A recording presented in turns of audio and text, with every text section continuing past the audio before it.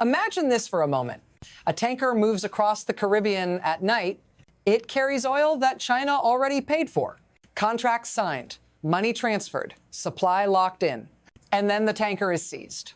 Not in a war zone, not by pirates, but by the United States on the open sea. The oil doesn't disappear. It isn't destroyed. It's sold at market price. This is not about Venezuela, and it's not even about oil. This is about power, about who controls the foundations of modern society and who only believes they do. I've spent decades studying development, geopolitics, and systems of power. And I can tell you this, when energy becomes leverage, everything else follows. Trade, diplomacy, even silence. If you want to understand why China protests loudly but does nothing, stay with me. Because once you see the mechanism behind this seizure, you'll never look at US-China relations the same way again. And what comes next is where the real imbalance is revealed. So let's slow this down just enough to see the structure. What you're watching is not a series of isolated events. Not oil here, not chips there, not rare earths somewhere else. This is a system. At the center of that system is a simple question. Who controls the choke points? Energy is one choke point. Shipping lanes are another. Technology, supply chains, payment terms, even trust itself. The United States isn't reacting randomly. It is applying pressure exactly where dependency is highest and protection is weakest. China, on the other hand, built its rise on access to energy, access to markets, access to technology.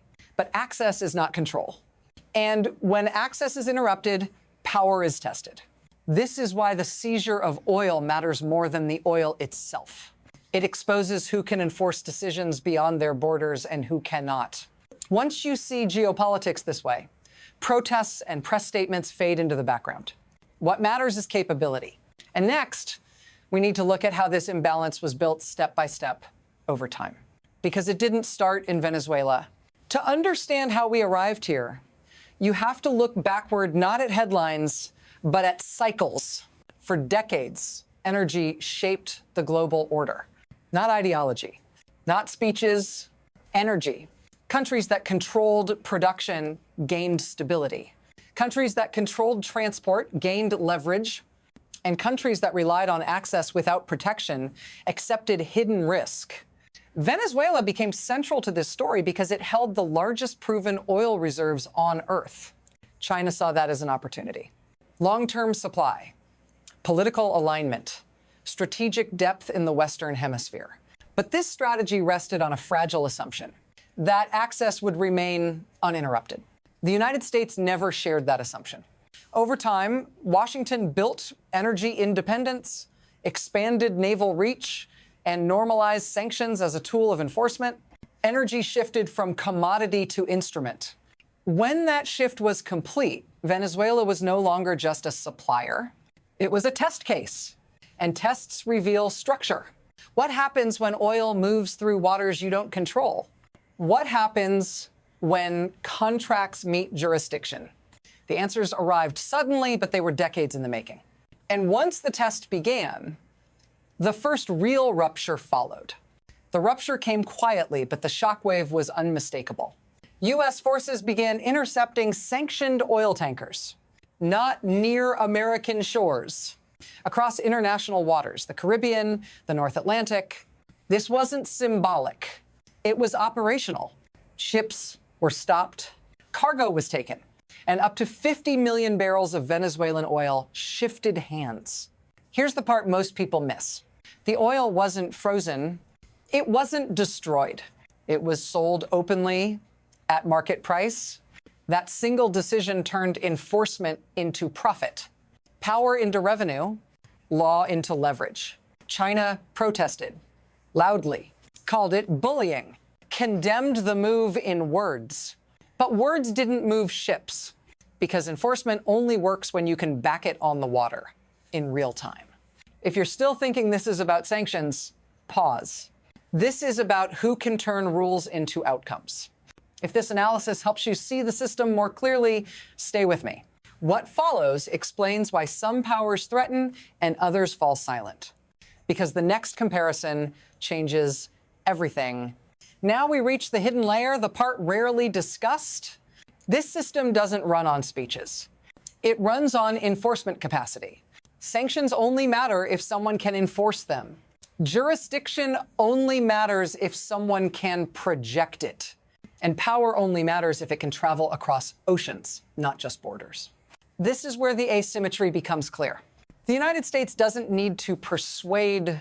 It can intercept, it can seize, it can decide what moves and what doesn't. China, despite its scale, cannot. Its navy is regional. Its enforcement stops near home. Its leverage fades with distance. That's why this system works so cleanly against dependency. Oil moving through waters China does not control becomes vulnerable by default. This isn't about legality debates. Those come later. This is about something more fundamental. Who can act first and who can only respond? Once enforcement becomes predictable, behavior changes. Suppliers hesitate. Insurers recalculate. Buyers grow cautious. The system doesn't need escalation. It only needs consistency. And that consistency exposes the next fault line, how different powers respond when pressure is real. That contrast is impossible to ignore. Pressure reveals character, and character reveals limits. When Russian oil shipments were threatened, the response was immediate, direct, unambiguous. Russian officials warned they would sink U.S. ships. That threat may never be tested, but it mattered. Because deterrence is not about action, it's about credibility. Now compare that to China. When Chinese-bound oil was seized, Beijing did not escalate. It did not threaten, it did not deploy, it went quiet. Not because it lacked opinions, but because it understood the boundary of what it could actually do. This is the second rupture, the one few expected. A rising superpower, confronted directly, chose silence over confrontation, rhetoric over response. That silence wasn't strategic patience. It was constraint, because confrontation at sea would have forced a choice China could not afford, escalate beyond its reach, or expose its weakness. So it chose neither. And once that choice was visible, the illusion cracked. Because power that cannot be used, when tested, stops being power.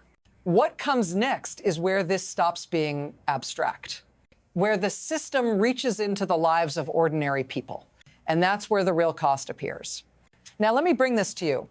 Because systems don't stay abstract for long, they always arrive at the kitchen table. When oil is seized, prices don't argue ideology. They move. When supply chains break, factories don't debate geopolitics. They slow or they stop.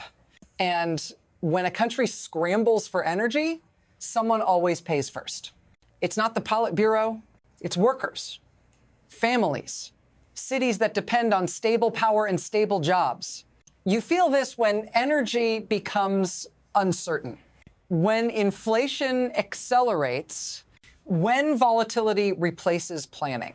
This is what leverage does, quietly, indirectly, relentlessly. China's vulnerability doesn't stay in Venezuela. It echoes outward through markets, through trade, through confidence. And here's the uncomfortable truth. When systems crack at the top, the pressure travels downward. If this perspective is helping you see beyond headlines, stay with me, because the impact doesn't stop at borders. What we're about to look at next is how this imbalance ripples across the entire world. And once it does, there's no way back to normal. When leverage shifts, it never stays local. Energy insecurity doesn't respect borders. It reroutes trade. It reshapes alliances. It hardens positions. What happens in the Caribbean is felt in Asia.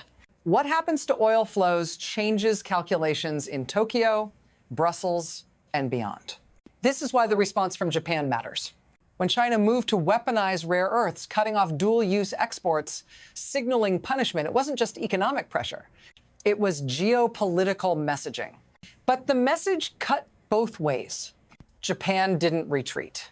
It recalibrated Because once supply chains are weaponized, trust evaporates. And when trust disappears, diversification accelerates. The same dynamic plays out globally. Countries begin asking a new question, not who is cheapest, but who is safe. That question reshapes the map. Energy routes shift, technology partnerships realign, security commitments tighten, and every time China escalates economically, it reinforces the logic of containment it claims to oppose. This is the paradox. By trying to assert control through pressure, Beijing exposes the very dependencies that weaken it. Which brings us to the most important question of all. Where does this system go next? Because the future is not a single outcome. It's a set of paths, and each carries a cost. From here, the system splits into three possible paths. The first is stabilization. China adapts quietly. It diversifies energy sources, lowers confrontation, and accepts a more limited global role, at least for now. Pressure remains, but escalation slows. The system holds. The second path is managed friction. Energy insecurity persists, technology controls tighten. Rare earths, chips, and trade become tools of constant negotiation. No collapse, but no trust. This is a world of permanent tension, where growth is slower and risk is always priced in. The third path is breakdown. Energy shocks compound. Economic fragility deepens. Political decisions become reactive instead of strategic. In that environment, miscalculation becomes likely not because anyone wants conflict, but because the system loses its margins for error. This is the danger zone. Not ideology, not ambition, but stress. Systems under stress behave differently. They shorten timelines. They magnify small shocks. They reward force over patience. Which path emerges depends on one factor above all others: whether leverage continues to concentrate or begins to diffuse. And that brings us to the final question. What does all of this actually mean now? And what should be taken from it before the next shock arrives? Here is the insight most analyses miss. Power today is not declared. It's enforced. It lives in shipping lanes you can control. In energy, you don't need to import. In technology, others cannot easily replace. And in trust, because trust determines who pays up front and who doesn't. Right now, leverage is concentrating, not dispersing. The United States holds energy security. It holds enforcement reach. It holds technological choke points. China, despite its scale, is operating under constraint, energy dependence, fragile supply chains, economic stress, and narrowing room for error. This doesn't make conflict inevitable, but it makes pressure durable. And in systems like this, the side with durable leverage doesn't rush. It waits. If there's one lesson to take with you, it's this. The future will not be shaped by the loudest declarations, but by the quiet mechanics underneath them. If you want to understand the next choke point before it appears in the headlines, stay connected. Share this analysis. And watch the system, not the noise. Because the next shock won't announce itself. And when it arrives, only those who saw the structure will understand what's really happening.